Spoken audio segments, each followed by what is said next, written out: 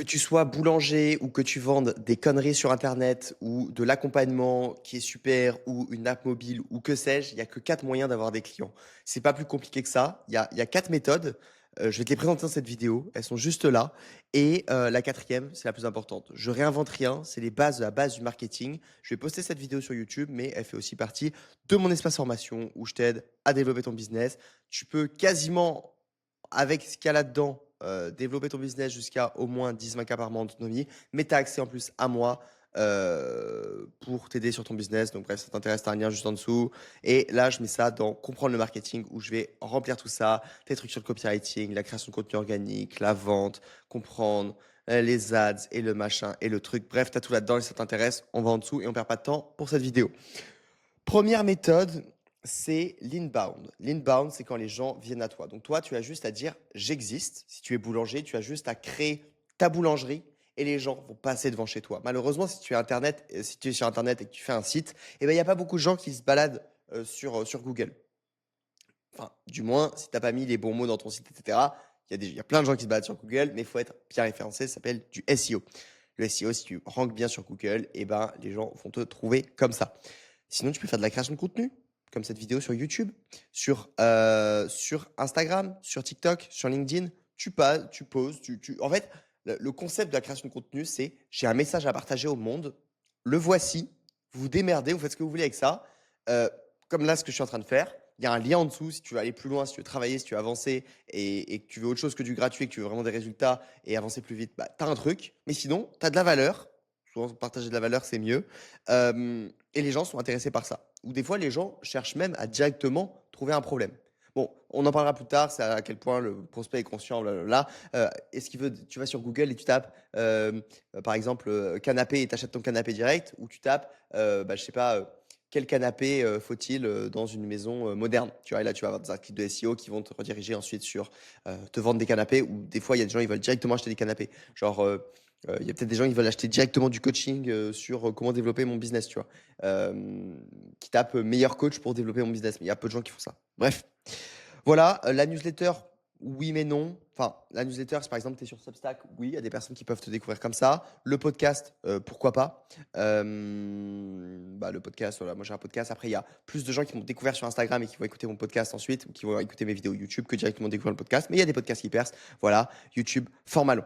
L'intérêt, c'est que les gens te font confiance. C'est eux qui viennent à toi, c'est facile, mais souvent, il va falloir aller un petit peu vers eux, c'est ce qu'on va voir dans la troisième catégorie, parce que en fait, les gens, ils s'abonnent, ils machin, ils sont là sur les réseaux sociaux. Souvent, ils sont là pour se divertir, mais ils vont pas forcément aller jusqu'à devenir tes clients. Souvent, il va falloir les contacter, peut-être les retargeter en ads, comme on va voir dans le deuxième point aussi de cette vidéo, à savoir que les 4 techniques que je t'apprends ici sont la meilleure manière de faire, c'est de les intervertir, de les utiliser les unes qui donnent de l'énergie aux autres.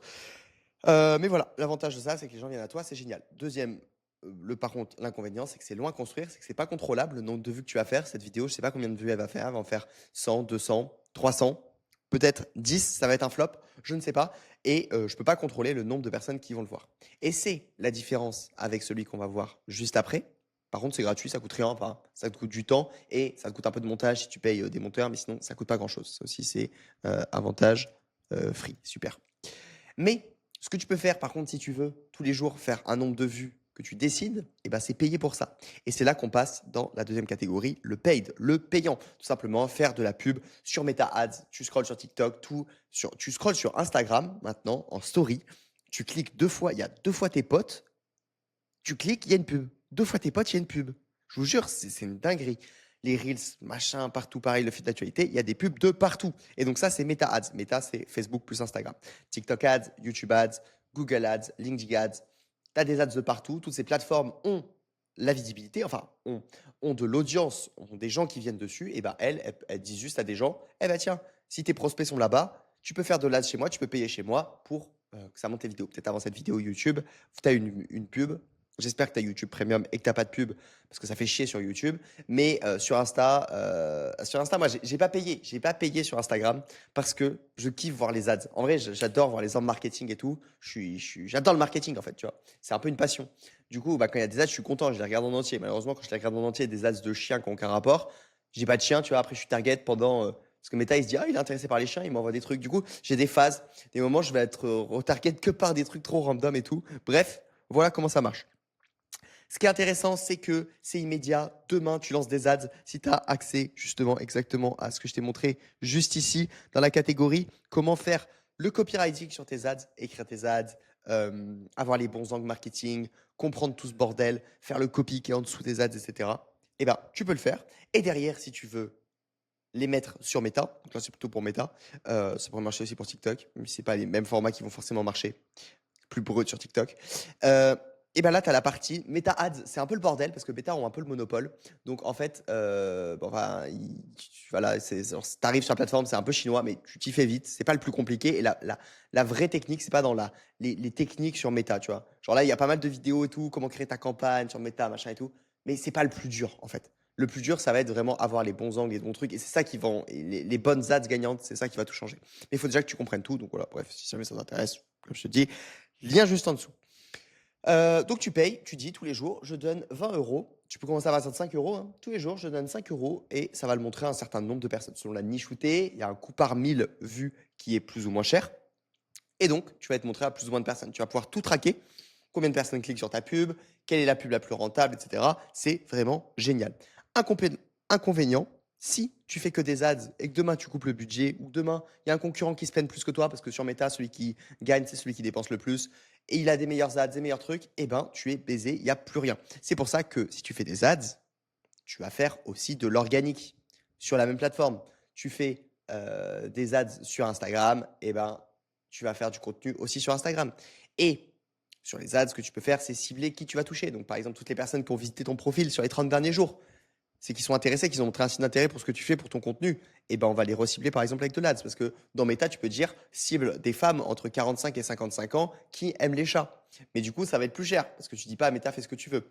Et en même temps, avec les nouvelles mises à jour, Meta, tu peux lui dire cible qui tu veux et il va pas trop faire de la merde. Mais ça dépend les cas de figure.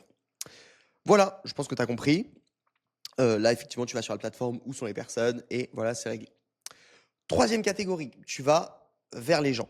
Alors là, tu peux faire à la dure du cold call. Tu peux aller sur Phantom Buster, tu peux aller sur des sites, sur le scrapper de LinkedIn, Lemlist, et tu as des listes entières de mails, de numéros de téléphone à la dure. Tu envoies des messages, tu passes ta journée en cold call. Je connais des gens qui font 50K par mois, tout seuls, qui font du cold call et qui vendent des trucs au téléphone. Et tu peux après prendre un setter qui appelle des entreprises, qui appelle des boîtes, ouais, prospection, faut être bon, machin. Tu peux faire de l'argent et c'est génial. Pour du B2B, c'est très bien. Tu vas pas faire ça sur du B2C, appeler en call call, enfin ça n'a pas sens. C'est comme c'est genre SFR qui t'appelle, tu vois, enfin ça te casse les couilles sur du B2C. Bonjour, vous voulez perdre du poids? Non, c'était coach sportif, fais pas ça, tu vois. C'est de la merde. Par contre, en B2B, ça s'y prête bien. Aller vers les gens, on pourrait dire sur des networking, des trucs comme ça. Bon, ouais, pourquoi pas. Tu peux aussi faire ça sur Instagram. Et en fait, là, il y a un niveau de froid. Il y a froid, froid, froid. Le mec me connaît pas, j'ai juste scrappé son numéro quelque part, j'ai payé pour avoir des listes de numéros et je sais que cette personne correspond à mon ICP, à mon avatar, et là je le contacte. Soit le mec a montré un signe d'intérêt. Et typiquement, si tu es sur Instagram, c'est la plateforme que je maîtrise un peu plus, tu vas, je déteste, en vrai, c'est pas mon truc, tu vas faire du setting, etc. Je me suis toujours démerdé pour avoir des business qui fonctionnent sans trop d'outbound parce que j'aime pas trop aller vers les gens. Ma nature, moi, je suis plutôt ça, j'adore créer du contenu, partager mon message au monde, qui vient, vient, les autres, allez vous faire foutre. C'est un peu comme ça que je fonctionne. Mais ça peut être vraiment bien, surtout au début, parce que ça coûte rien aussi. Tu as juste à contacter les gens, ça te coûte du temps en fait. Voilà, c'est un peu l'inconvénient aussi. Chaque prospect à aller chercher te coûte du temps humain. Donc, ça, soit toi qui le fais, soit c'est quelqu'un qui le fait. Mais voilà, il faut manager cette personne, il faut qu'elle le fasse bien. Et pas qu'elle nique ton image de marque à envoyer n'importe quoi à n'importe qui.